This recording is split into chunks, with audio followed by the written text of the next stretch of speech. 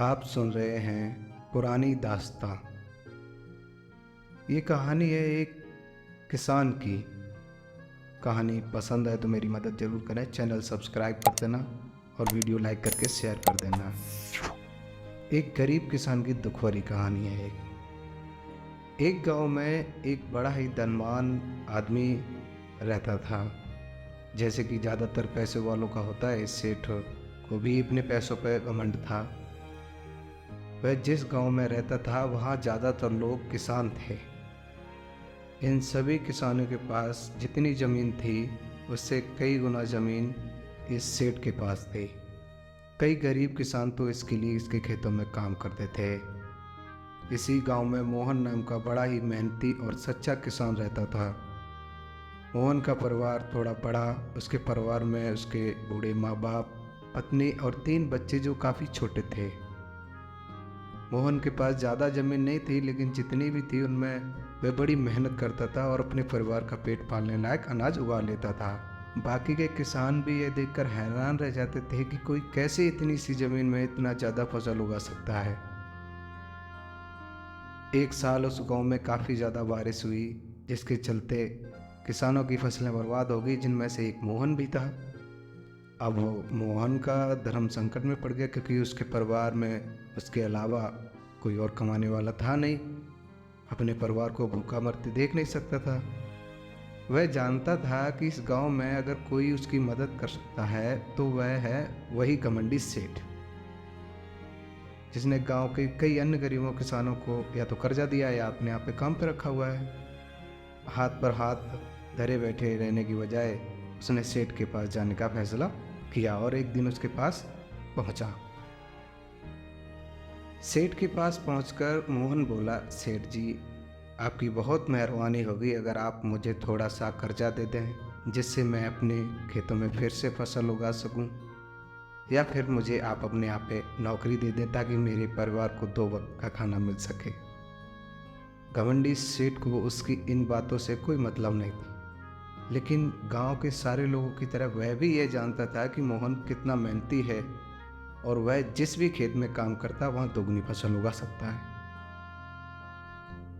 सेठ ने सोचा, इसे पैसे उधार देता हूं तो शायद यह इस स्थिति में नहीं है कि मुझे वापस लौटा सके। अगर मैं इसे अपने खेतों में काम करवाता हूं तो मुझे जरूर 2 गुना फायदा होगा। सेठ मोहन से बोला, देख भाई, पैसा तो मैं तुझे दूंगा नहीं, और मेरे पास अभी खेतों में काम करने के लिए कई किसान पहले से मौजूद हैं, लेकिन तुझ पर तरस खाकर मैं तुझे अपने खेतों में नौकरी देता हूँ। पर मैं तुझे इसके ज़्यादा पैसे नहीं दूंगा। बाकी किसानों को मैं 300 देता हूँ, मैं तुझे 200 ही दे पाऊंगा। अब मरता क्या ना करता, मोहन ने सेठ की शर्त मान ली। उसी दिन से सेठ के खेतों में काम शुरू कर दिया। 2 महीनों तक नियमित वह सेठ के खेतों में जाकर कड़ी मेहनत करता और देखते ही देखते 4 महीने का काम उसने अपनी मेहनत से 2 महीने में ख़त्म कर दिया। सेठ उसके काम से काफ़ी खुश था, लेकिन कभी उसे यह जताता नहीं था। जब सेठ ने देखा कि उसका खेतों का काम अब ख़त्म हो चुका है, अगर वह मोहन को काम से निकाल देता है तो उसके 2 महीनों का पैसा बच जाएंगे। तब सेठ ने मोहन को काम से निकालने का फैसला किया। एक बार सेठ को यह विचार भी आया कि इतना मेहनती आदमी शायद उसे दोबारा ना मिले, लेकिन फिर उसने सोचा, जब अगले साल काम आएगा तब उसे फिर से नौकरी पर रख लेंगे। इस गांव में मेरे अलावा है ही कौन जिसके आगे ये लोग अपना हाथ फैलाएंगे।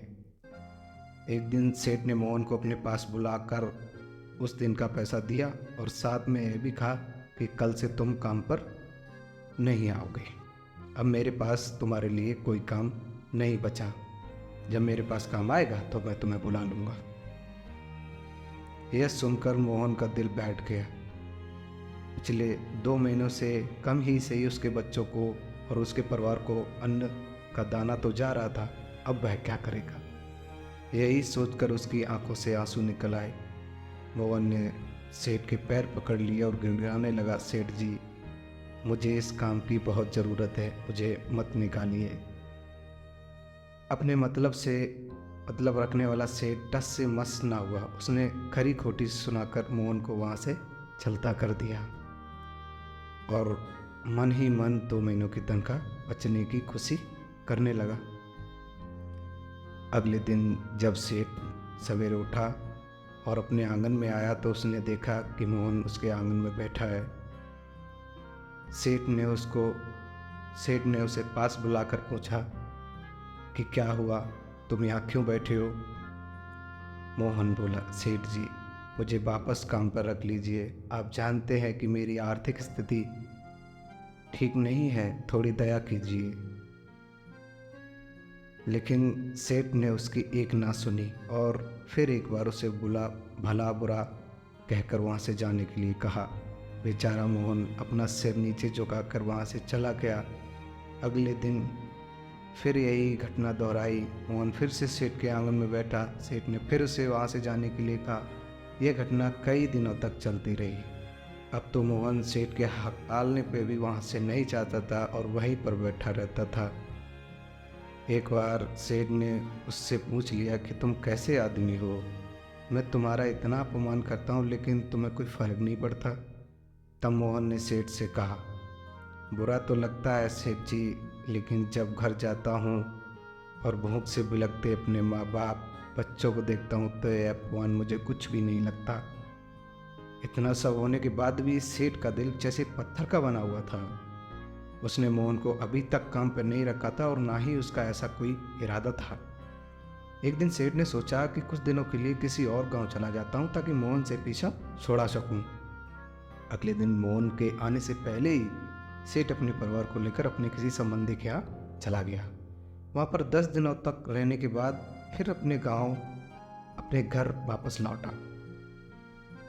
घर लौटते ही सेठ ने आसपास हर जगह नज़र दौड़ाई तो पाया कि अब वहाँ मोहन नहीं था। सेठ ने सोचा मेरी तरकीब काम कर गई, लगता है मोहन से अब पीछा छूट गया। हालांकि सेठ के द्वार पर मोहन नहीं बैठा था, लेकिन मोहन का विचार अभी भी सेठ के मन में घर कर बैठा था। सेठ सोच रहा था कि मोहन इतनी जल्दी हार मानने वाला आदमी तो नहीं दिखता, उसके साथ क्या हुआ होगा?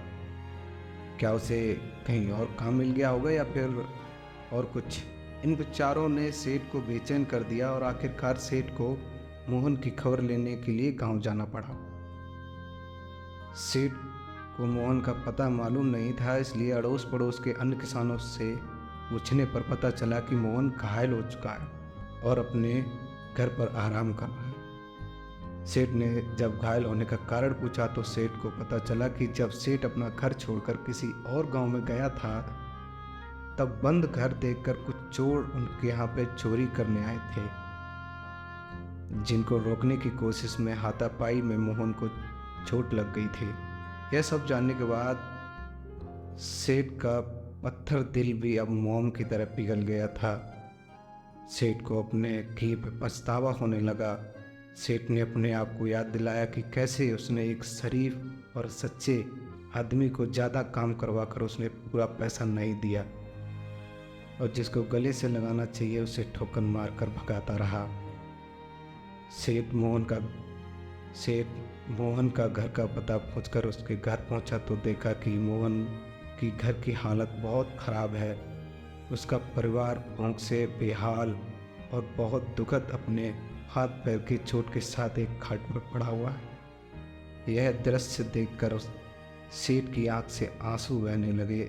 सेठ ने मोहन के पास जाकर उसे सच्चे दिल से माफ़ी मांगी, उसको उसकी मेहनत के पैसे दिए और उसका इलाज करवाया और उसको हमेशा के लिए अपने आप पे काम पे रख लिया। बस ये कहानी यहीं तक थी। दोस्तों, इस खूबसूरत कहानी से हमें कई पार्ट सीखने के लिए मिलते हैं। कहानी अच्छी लगी हो तो फिर से वही मेरी मदद करें, थोड़ा शेयर करें, लाइक करें, चैनल सब्सक्राइब जरूर करें। धन्यवाद।